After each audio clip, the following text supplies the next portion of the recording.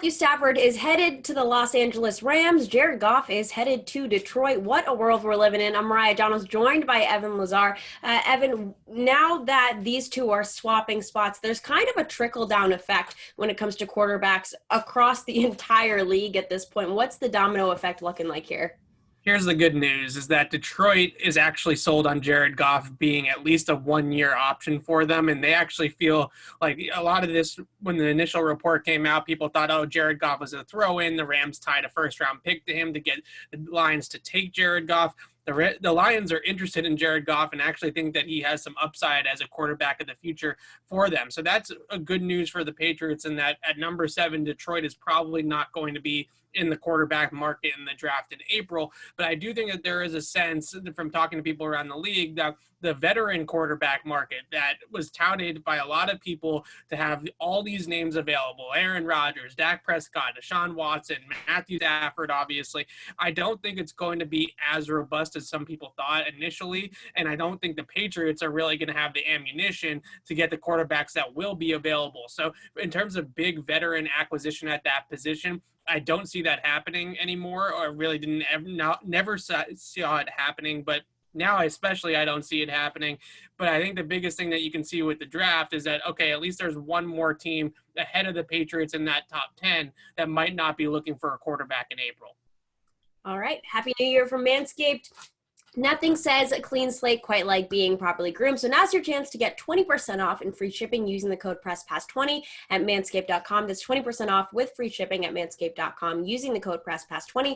Take the leap and join the Manscaped movement today. Now, with all of this going on, like you said, there's not going to be as many names available as we once thought, and then getting them to New England is a whole nother situation. Does it make things more realistic that Cam Newton will be back in the fall? It does feel like we should be preparing ourselves for, whether it's Cam or somebody like a Ryan Fitzpatrick or something along those lines, a low-cost free agent signing on a one-year kind of prove-it deal like they did with Cam last year. Now, it's not going to be as cheap as that, but it's also not going to be as expensive as some of the figures that we've seen thrown out in the past with Cam. I think they could probably get Cam back for somewhere around 1 year, $5 to $7 million. I don't think his market is going to be too crazy, or there are going to be too many suitors knocking down the door to sign Cam Newton after the season that he put together last year. And it just kind of feels like when the dominoes fall, the Patriots, Aaron Rodgers is not moving. Dak Prescott's not moving. Carson Wentz is not moving now in Philadelphia. The Niners are considering upgrades at the quarterback position, I would say, but they're not on some hot pursuit to kick Jimmy G out. The Atlanta Falcons are kind of tied to Matt Ryan's contract for at least one more year. So there just isn't a move, there really just isn't a move. And Deshaun Watson's kind of the only guy that's going to be available. And the Patriots are going to get outbid for Deshaun Watson in a second. So it just doesn't feel like there is a move in that department in terms of a big veteran acquisition that can immediately come in and help the Patriots become a winning franchise again. It just doesn't feel like that move is on the table. So we turn our attention to the draft. Maybe they can buy low on one of those free agent quarterbacks or somebody's leftovers and have that turn out to be a good thing. But ultimately, if you're looking for that big splash move that everybody's sort of clamoring for, I just don't see it happening at this time.